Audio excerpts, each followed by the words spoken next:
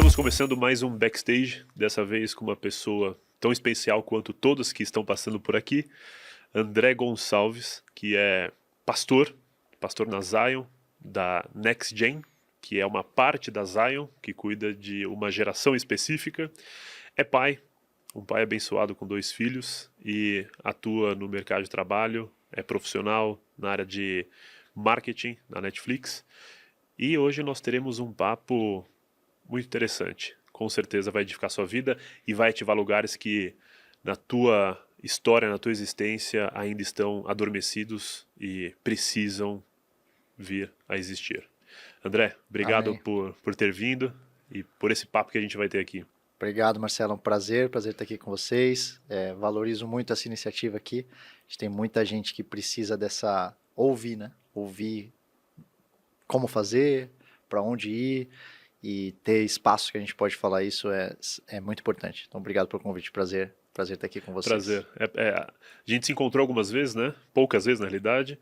E a gente, enfim, tá trilhando aí essa conexão. Sim. A ideia de te convidar realmente foi por esse propósito do Backstage, né? Backstage, quando eu estudo a origem das coisas, a etimologia das palavras me surpreende muito, né? E Backstage é bastidores, né? Bastidores bastir é esticar. E eu fiquei assim, falei, todo mundo que está por trás é muito esticado. O pastor de uma igreja, ao CEO de um negócio, são pessoas que são muito esticadas.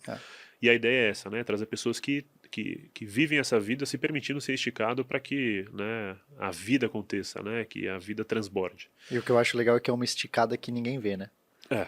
Porque às vezes na frente parece tão pomposo, o LinkedIn parece tão bonito, as coisas parecem tão polidas, mas essa esticada normalmente é atrás do palco. É onde ninguém tá vendo. É que todo mundo, a maioria, na realidade, busca muito a aparência, né? E, enfim. Mas vamos direto ao nosso assunto. A gente tem a ideia aqui de dividir em 4 partes, rápido, até porque o assunto ele pode agregar muito como microconteúdo, né? Então, a primeira parte aqui eu queria trazer contigo a história, a ideia, né, da indústria e a esfera da arte e do entretenimento no geral. A gente vê uma movimentação, uma evolução, principalmente com a introdução da internet, né, como meio. Sim. E muitos formatos existiram, né, e foram transitando aí nos últimos 20 anos, pelo menos, né, e a gente viu o nascimento de grandes plataformas, como a própria Netflix e as demais. E muito se muda, né? Eu estava comentando esses dias com a minha esposa que a internet nunca conseguiu chegar na potência da televisão. A televisão ainda coloca 20, 30, 40, 50 milhões de pessoas sentadas assistindo a mesma coisa ao mesmo tempo. A internet nunca fez isso. E aí, falando de indústria, né, no geral, como que você está percebendo a transformação da indústria, principalmente pós-pandemia, né? Porque as pessoas parecem que se esgotaram do excesso de estar conectado, mesmo sabendo que as pessoas estão cada vez mais conectadas. Eu gosto muito desse approach e eu acho que uns passos atrás antes de chegar no hoje, né? Se a gente olha para a palavra, eu gosto de dizer que comunicação vai muito além de uma disciplina e arte vai muito além de uma esfera. Se a gente olha para a Bíblia, Deus escolheu ser conhecido através da comunicação. Na verdade, Deus colocou o mundo em existência através da fala. Ele poderia ter estalado o dedo, ele poderia ter batido palma, ele poderia ter mandado raio, mas o que ele fez foi ele falou. Ele trouxe as coisas em existência, do nada surgiu algo através da fala. Hoje a gente consegue ler a Bíblia porque foi um livro, porque foram palavras colocadas num livro. E a comunicação está na essência de um Deus criativo, que criou tudo. Eu costumo começar falando sobre artes e entretenimento, quando eu estou falando palestras, às vezes uma sala grande, eu digo, quem se considera criativo aqui? E pouca gente normalmente levanta a mão. Quem levanta a mão é a galera das mídias da igreja, o cara que é desenhista, sei lá, fotógrafo, aquele que é mais característico de criatividade. E daí eu digo, se você, para um público cristão, se você está aqui, você é filho de Deus, você precisa acreditar que você é cristão, porque a palavra nos ensina que a gente foi criado à imagem e semelhança desse Deus que criou tudo. Do nada ele criou tudo, e falando ele criou tudo. Então, se você pensa o que é arte e entretenimento, para mim ele trace back, ele vai lá de volta para o começo de tudo. Sim. Que foi um Deus que poderia ter feito de várias formas, mas ele escolheu se fazer conhecido através da criação, através de criatividade e através da fala, através da comunicação. Então, nós, como filhos de Deus, somos criativos por princípio. Alguns desenham melhor, outros desenham pior, alguns têm mais facilidade com fotografia e cinema, outros menos, mas quando a gente entende que a nossa identidade como criativos vem da realização de quem é o nosso Deus, para mim isso daqui já muda completamente a esfera. Sim. Porque é engraçado, né? Se você pega vamos dizer, o estereótipo na igreja, talvez como foi comunicado, às vezes é quase o contrário. Às vezes é tipo assim, essa galera criativa aí é a galera que tá mais longe, Sim. é a galera que tá mais ali na beiradinha do mundo, né? Tipo assim, e na verdade, se você entende que para ser criativo você precisa ter conectado numa fonte, você tem que estar o mais conectado possível, seja com a igreja, seja com... eu amo o Salmo 133, quando fala sobre isso, né? Que ele fala, quão poderoso quão especial é a gente viver em unidade. Daí ele vai falar sobre essa unção, esse óleo que vai do trono, passa pela barba e depois vai chegar lá nas vestes. Eu amo essa ilustração como uma ilustração da igreja, como uma ilustração de onde flui? Flui do trono. Não flui de uma pessoa influente, não flui de uma pessoa criativa, flui do trono do Deus criativo. Agora, para chegar até a gente, existe também um lugar que para mim está muito associado à igreja de Cristo, que vem e que isso faz com que chegue lá no fundo. Onde as vestes são? As vestes é onde vai passando pela sociedade tocando. Sim. As vestes às vezes vão ser uma exposição de arte, às vezes vai ser uma música. Às vezes as vestes vão ser representadas por uma foto linda, que alguém vai olhar para aquilo e vai ter um encontro com Deus. Sim, total. Eu tive uma experiência uma vez eu fui na Bienal, faz uns anos já, com a minha esposa. Minha filha mais velha tinha acabado de nascer. E, cara, foi uma experiência muito traumática pra gente, porque a gente foi num lugar e a gente viu obras, assim, que não passavam o que a gente acreditava. E não tô falando nem visualmente, ela levava para um lugar interno, que era um lugar, sabe quando você tá num espaço que você sai... A experiência pesada, assim. E a gente saiu de lá sonhando, cara. Imagina um dia que a gente tiver uma exposição de arte, que as pessoas vão entrar e vão ter contato com Deus. Vão conseguir sentir, ao olhar uma foto, ao olhar um quadro, vão ter um encontro com o Deus que está por trás. Mas como é que a gente faz isso? A gente faz isso quando a gente entende. Cara, a arte e entretenimento, na verdade, não é o papel, não é a ponta. Não é o fim, né? Ela tem que voltar lá pro começo, tem que voltar para a fonte. Muito bom, muito bom. Ou seja, todos nós somos potenciais criativos. Com certeza, cara. Só estamos adormecidos. Acredito isso com todas as minhas forças, cara. Eu com também. Todas as minhas forças. Eu também, muito bom. A gente estava orando no começo, né? E um versículo que fala muito comigo e sempre mexe muito comigo é essa questão da natureza que aguarda com grande expectativa para que os filhos de Deus se manifestem, né?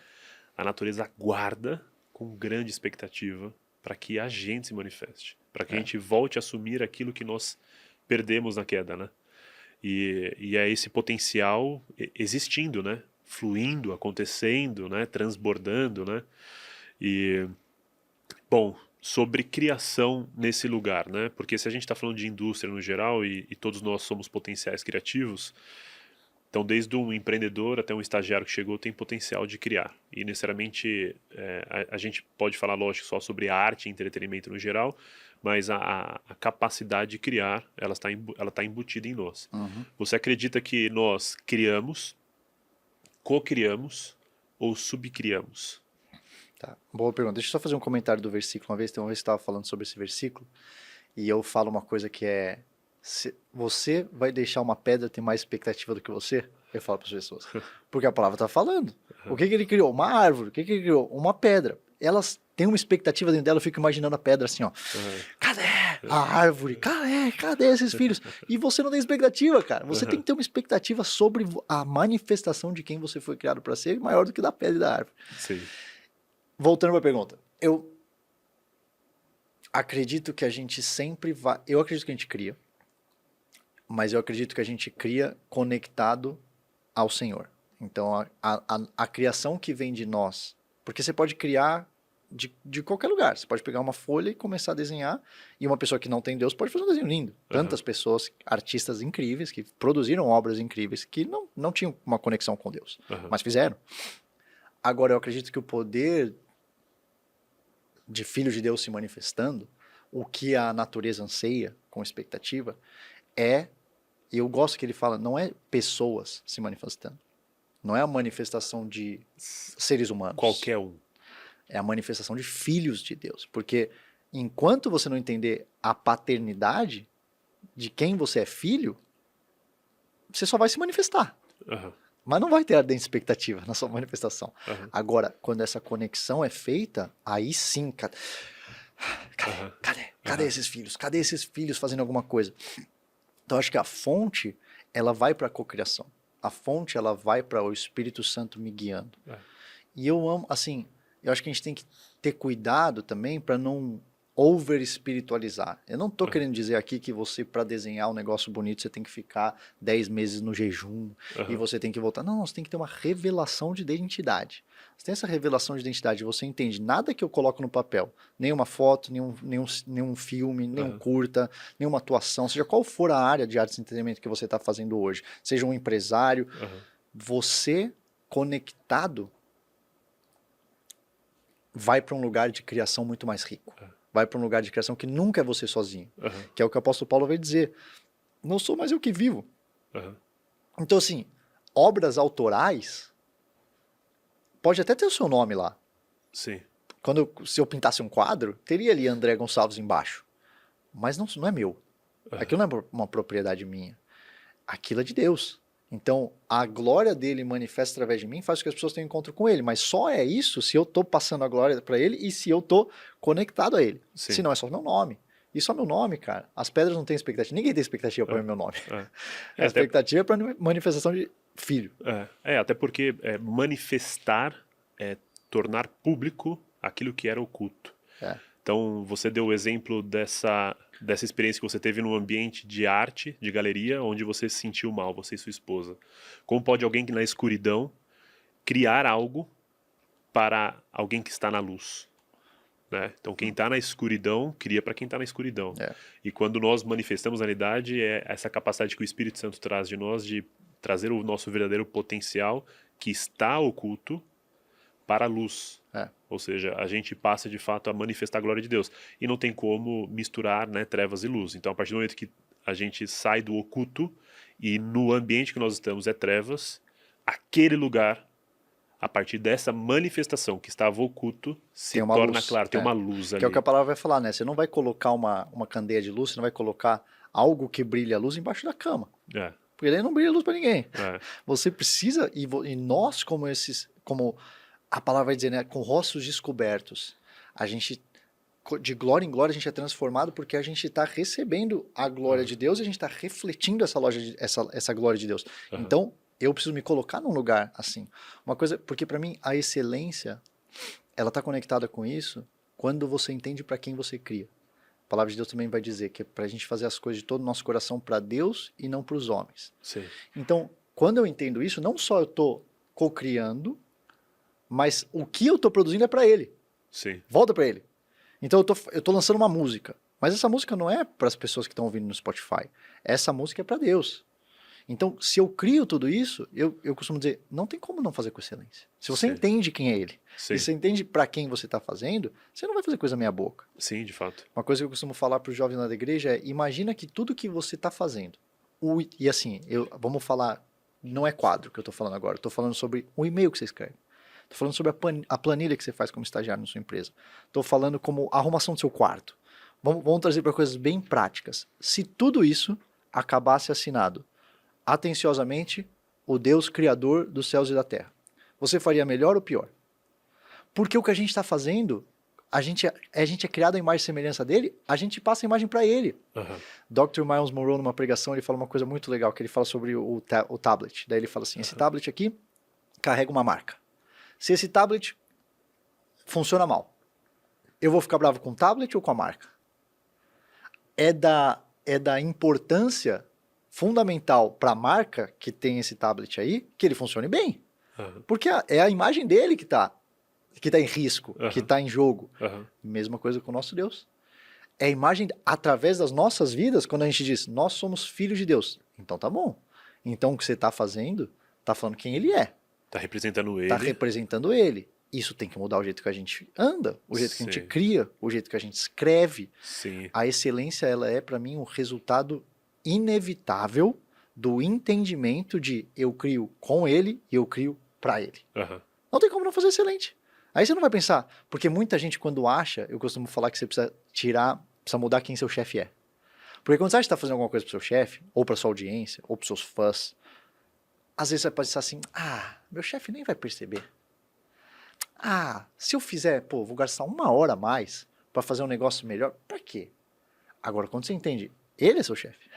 No fim do dia, eu quero chegar lá e deixar ele orgulhoso. É. Então, vale a pena fazer 1 hora a mais. Então, Sim. vale a pena eu revisar uma vez mais esse texto que eu escrevi. Ou passar mais uma pintura atrás dessa tela que eu acho que está pronta. Mas será que está pronta mesmo? Sim. Para mim, volta para esse lugar. Sim, total. É uma responsabilidade de existência, né? Exato. E de relacionamento, né? Muito bom. Para a gente fechar essa parte aqui, então, de indústria, uma última pergunta. Como igreja, como cristãos, né? E quando eu falo igreja, eu entendo que, ou entendemos que é a representação da igreja, né? A noiva ali, a gente transitando nesse mundo. Como que você acredita que a gente precisa se posicionar aonde a gente talvez nunca se posicionou? Qual é o lugar nosso de ousadia, de fato, para, através daquilo que gere através de nós, nessa manifestação nossa, né? Porque a natureza está guardando, para que outros sejam alcançados. Porque, afinal, tudo aquilo que nós fazemos é para glorificar Deus e para cumprir um propósito. E esse propósito, definitivamente, faz parte da nossa cosmovisão. Nós cumprimos um ID, e esse ID é para todos. O que nós precisamos manifestar na indústria como igreja? Muito boa pergunta. Eu vou separar em 2 grupos, tá? Que eu sei que tem pessoas diferentes ouvindo aqui. Então, vou separar no grupo. Tem pessoas que estão ouvindo aqui que provavelmente são essas orlas da veste, que são pessoas que estão indo para a igreja, são cristãos, são pessoas cheias do Espírito Santo de Deus. E tem pessoas que estão ouvindo aqui que talvez estejam no ministério, que talvez são pastores, líderes na igreja. Então, eu vou separar uma resposta para os dois, porque sua pergunta é da igreja, né? A igreja, para mim, ela é constituída pelo corpo, como Jesus corpo de ensina. Cristo, é isso. O corpo de Cristo, ele é a cabeça, a gente é o corpo. Primeiro, e eu falei um pouquinho na minha introdução ali sobre Salmo 133. Não, vou dizer uma coisa que eu acredito demais, tá bom? A parte de conexão dessa identidade da fonte passa inevitavelmente pela igreja local. Essa é minha crença, é isso que eu defendo. Eu não acredito e questiono muito essa nova tendência que vem surgindo de desigrejados. Pessoas que falam que têm um relacionamento com Deus, mas que não se relacionam com a igreja.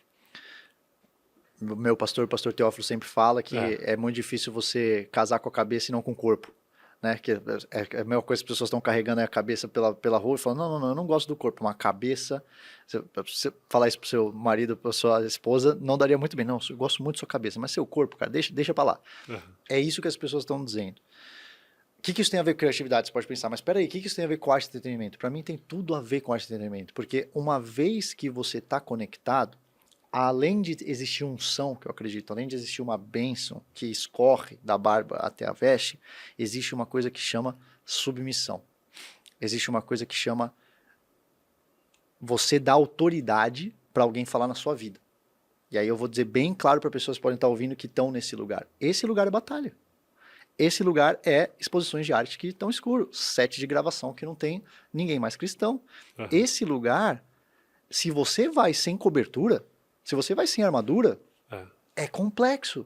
E eu me entristeço, de verdade, um negócio que me entristece com poucas coisas, ver pessoas tão ungidas, tão com potencial, que carregam coisas tão preciosas, e daí elas vão para lá, e daí elas começam a agir como todo mundo. E daí elas acham que o jeito de ser bem sucedido lá no... seja onde for, como atuação, como cantora, como pintor, como sei lá o que for, é copiar as pessoas de lá. Como é que para mim é um dos jeitos de você conseguir combater isso? Você se conectar de volta. Sim. Você não perder... E tudo bem você ter um chamado para o mundo secular, cara. Eu acredito muito nisso. Só que quando você perde essa fonte, você perde a oportunidade, assim como o meu pastor foi na minha vida. O pastor Teófilo foi várias vezes na minha vida. André, vem um pouco mais pra cá. Sim. Peraí. Ó, aqui eu já vi pessoas se dando mal. Vem aqui. É tão rico. Eu olho para trás, eu vejo as conversas que eu tive com o meu pastor que moldaram hoje a minha vida.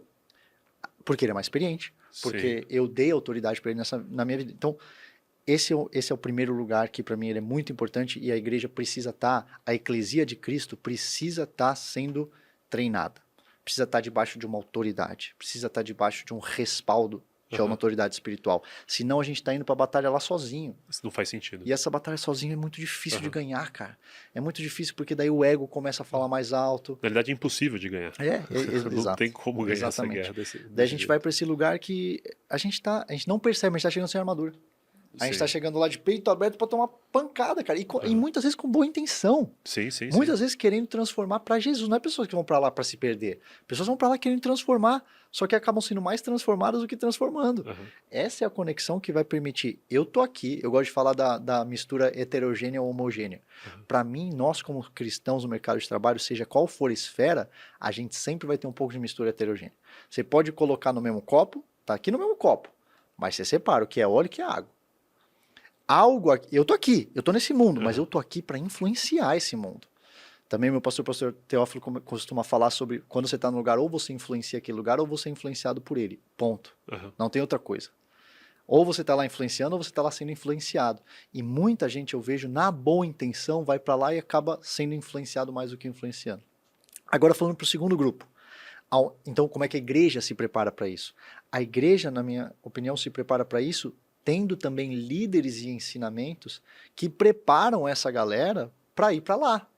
Porque também não adianta nada eu ter essa galera querendo ser preparada, mas aqui eu tenho um ensinamento que ou você fica dentro da igreja, ou você não é um cristão. Ou você está na adoração aqui da igreja, ou você não está servindo a Deus. Precisa ter um equilíbrio em que a gente aqui... Eu amo a história de Bezalel na Bíblia, porque quando ele fala sobre o papel de Moisés, então Moisés representando líderes espirituais na vida de Bezalel, e Bezalel representando um criativo. O que Bezalel era? Bezalel é a primeira referência na Bíblia sobre alguém sendo cheio do Espírito Santo de Deus. E ele era alguém no mercado de trabalho, ele era um criativo, ele era artes e entretenimento. Ele moldava coisas com a mão, ele era alguém muito dotado. Daí o que o Senhor vai falar? Moisés, eu te dei aqui a visão, a receitinha do bolo. Aqui como é que eu quero que você construa meu tabernáculo. Agora, eu fico imaginando Moisés. Então, Moisés representando líderes da igreja. Pensando, isso aqui é difícil, hein? Fico imaginando Moisés recebendo aquela planta e falando, como é que eu vou fazer esse negócio, cara? Né? Porque muitas vezes a gente, agora, líderes de igreja, estão pensando, nossa, influenciar é extremamente difícil, hein? Como é que eu vou fazer? Daí eu amo o que Deus fala para ele. Moisés, não se preocupa não. Eu coloquei o meu espírito sobre um cara chamado Bezalel. Ele é bom com ouro, ele é bom como é que chama isso? Ouro, prata... manuseio, você está falando? Na arte manual. Arte manual, artesão. Obrigado. Ele é bom nisso. Ele vai fazer. Então isso é uma boa coisa para esses líderes da igreja entender. Primeiro, vai ter um corpo que o Senhor está preparando para isso. Só que aí, Moisés desce do monte. E Moisés vai falar com Bezalel. Essa é a parte que a gente não tem na Bíblia. A Bíblia não conta. Como é que foi essa conversa? Eu fico imaginando essa conversa. Eu fico imaginando Moisés chegando para Bezalel, falando, Bezalel, vem cá. Tava lá. O Senhor me falou um negócio. O que o Senhor falou? O Senhor me explicou por que você é bom no que você é bom. O Senhor me explicou lá por que você é bom nisso aí que você faz com a mão. Por que sabe fazer as coisas com ouro. Sabe por quê, Bezalel?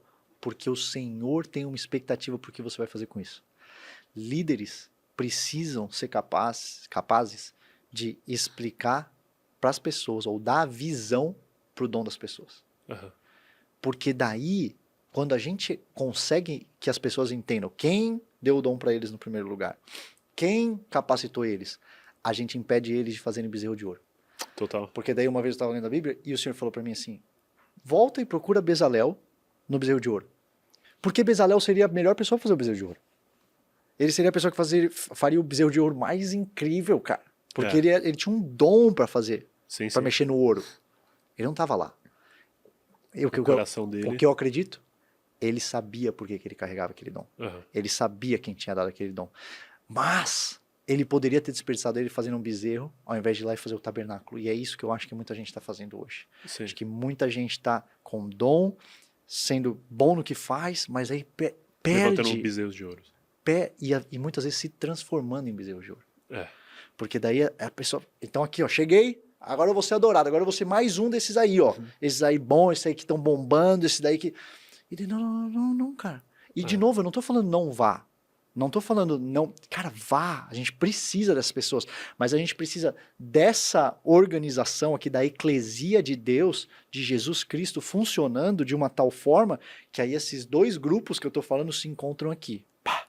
E aí essa combinação faz agora vai, ó, vai com essa plantinha aqui. Você está submetido a isso aqui? Você submeteu ao seu líder espiritual? Você submeteu à igreja local? Você está conectado aqui? Agora vai. E aí essa pessoa vai e volta. Ó, Moisés, é isso aqui. Me lembra direito quantos côvados eram? Me lembra direito quanto que é? E daí você vai. Pá, um a um. Porque finalmente você entendeu. É esse o jeito que a igreja, e eu acredito muito nisso, vai conseguir entrar nesse lugar. Não despreparado, não de uma forma imprudente, mas de uma forma, cara, confiando que é Deus que está por trás desse plano todo. E não é sobre minha glória, não é sobre o meu nome, não é sobre quantos singles eu estou fazendo no Spotify, quantos views eu vou ter nos meus vídeos. Não tem nada a ver com isso. Isso aqui é importante. Isso aqui vai ser uma consequência. Mas é isso aqui que faz com que esse rio flua até esse lugar. Muito bom. É sobre começo, meio e fim, estar sempre apontado para o Senhor. Sendo igreja, né? É muito bom. E você, enfim, respondendo, me veio muitas pessoas na cabeça. Porque eu tive uma fase, antes da Hub Media, eu tive uma outra empresa, que era uma agência produtora aqui no Brooklyn, chamada Elo, onde a gente cuidava de artistas no geral, uma fase, depois outra fase a gente voltou a atender o mercado corporativo. E o universo artístico, eu tinha um sonho de fazer muitas coisas para glorificar o nome de Deus para o mercado gospel, né? Eu detesto esse nome. E aí o que me fez parar ali foi ter sido muito abusado, digamos assim, no negócio em si. Eu não tinha maturidade suficiente ali, né? Tive maturidade como empreendedor no geral, não corrompi o coração, mas pelo fato de ter visto muitos corações corrompidos, muitos bezerros de ouro, aquilo ali foi o estopim para mim. E eu só voltei 3 anos depois, quando me convidaram na Hub, especificamente até para cuidar positivamente todo o projeto em si, por ser cristão. E eu tinha tomado uma decisão que eu nunca mais iria voltar a trabalhar com arte e entretenimento relacionado ao universo cristão no geral, né? Esse termo gospel. E ali o Senhor conduziu, né? Mas é o que você falou, é o coração no lugar certo. Começo, meio e fim, sempre estando apontado para o Senhor e coberto, né? Segundo aquilo que ele estabelece como autoridade, né? E eu acho que também, cara, a igreja pendeu a esse lugar por muito tempo de botar essa dualidade, né, do secular e do sagrado, do que é dentro da igreja, o que é fora da igreja. E na verdade a eclesia de Jesus sempre foi feita para estar nesse lugar para fora. Só que eu acredito tanto nisso, mas eu acho que isso está sendo deturpado por essa visão que diz eu sou igreja. Não é isso. O objetivo de Jesus ao fazer isso não é todo mundo é igreja, você não precisa de uma igreja local. Não. Você precisa de uma igreja local, você precisa estar submisso, você precisa da autoridade espiritual na sua vida. Mas, uma vez você está aqui, agora seja enviado. Agora você é o embaixador, é o soldado que vai e volta para a base. Domingo vai lá, treina, come, se alimenta, tem certeza que você está comendo também, lendo a Bíblia todo dia, e aí você vai e volta, vai e volta, vai e volta. Tem você falando isso de ir e voltar, né, ser treinado e cuidado. Eu lembro de uma frase, uma época quando a gente estava passando por bastante treinamento, né? Eu sou obreiro junto com a minha esposa e a gente lidera jovens. E aí teve uma época que a gente falava muito sobre é melhor você chorar no campo de treinamento do que morrer no campo de batalha.